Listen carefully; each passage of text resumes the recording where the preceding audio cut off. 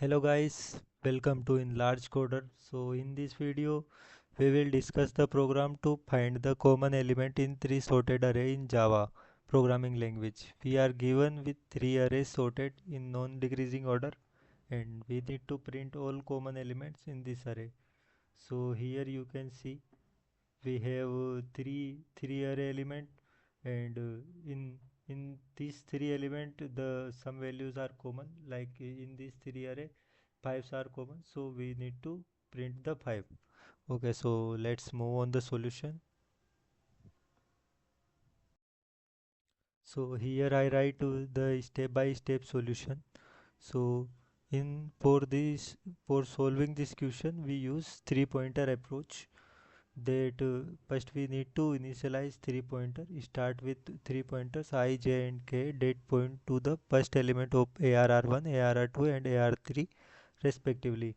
We need to set these three pointers as with value 0. Then after in the second step we iterate until the end of the array with the help of while loop. So we we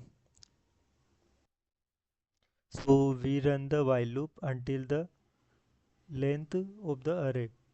Okay, so with we how we can do this with the help of length length function. Okay, so this ensure that we don't go out of the bound in the any of the array.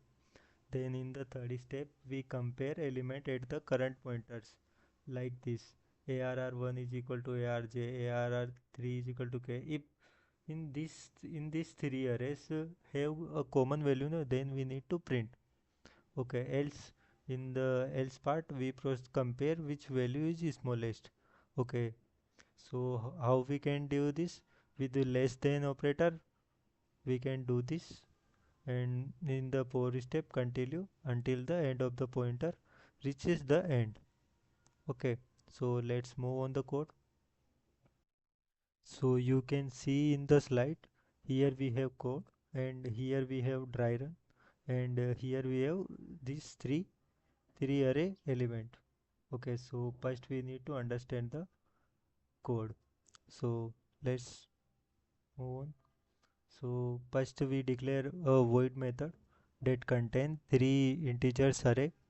Then we initialize three pointers with a zero value, and in while loop I will go arr1 dot length. That means it will go end of the array, and same we do here. J J go J will go arr2 length. J indicate the second pointers and k indicate the third array. Sorry, pointers not array. Okay, and here we use the end pointer when we want the both condition true. If both condition are true, na, then the he return true. Okay, so then after we check if I and j and k, these three elements are same, na, then it will print arr1 I. Okay, and increment these three pointers. If this condition is not true, na, then no problem, it will come in else part. Then here you check arr1 I and arr2 I less than. Okay, so it will increase the I, and then if this condition are not true, now then it will come here in another else if part. Here you check if j is less than k, then we increment the j, else the we increment the k. Okay, so you can understand very well with the help of this triangle. So here I make a table for every iteration. So in the first iteration I have 0 value, and arr I have 1 value. Yeah, you can see in the example. And j have also same value as like I, and arr j have value 3. You can see here. And arr 3k have value 5. So it will go in this condition. Yeah, it will go in this condition. Okay, because this condition is false, na, these three value are not equal to, so it will come in this now.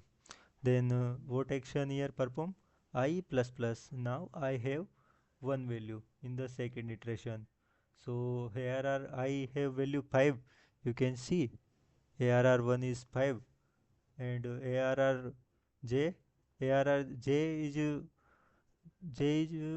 0. Okay, so ARR j have value 3, and ARR and k have same like j, because we don't increment the k na, so k have same value as like previous. So ARR 3k have value 5. So which condition is true? ARR 2j and ARR 3k. So these condition are true. So here we increment j. Now j have one value as like I. So I and j is equal to 1, and the k have 0. Okay, so now in third iteration I have 1, and ARR I is also like previous 5, and j have 1. Now the j value is changed third 3 to 4. Okay, so ARR j have 4 1, and k have value 0. So ARR 3k is 5.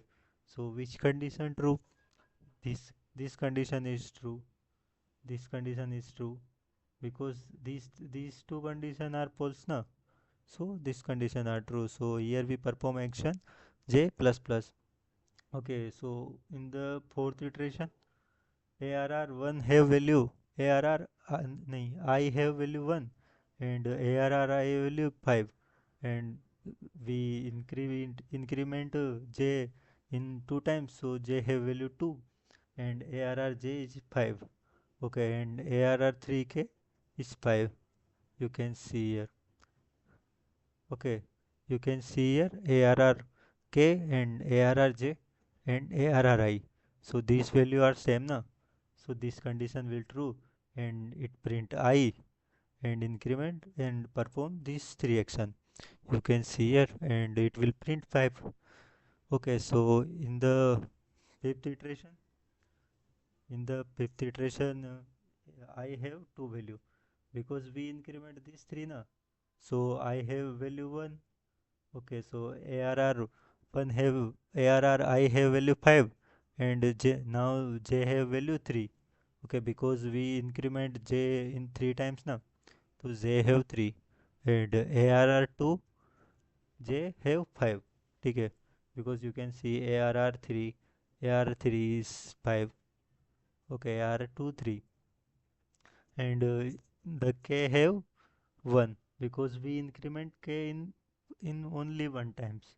Okay, in this previous iteration, so k have value 1, and now k have value 5.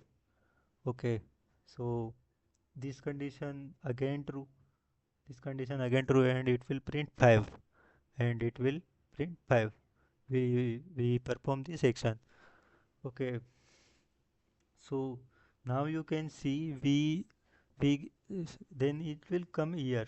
So I less than ARR dot length. So you can see here we ARR I have value 2. Okay, so I less than 2. So here agar if we write here I is equal to and less than ARR dot length, then it will run again. So these condition are false. Okay, because we so now let's run the code in VS Code. So you can see the same code here. So let's run.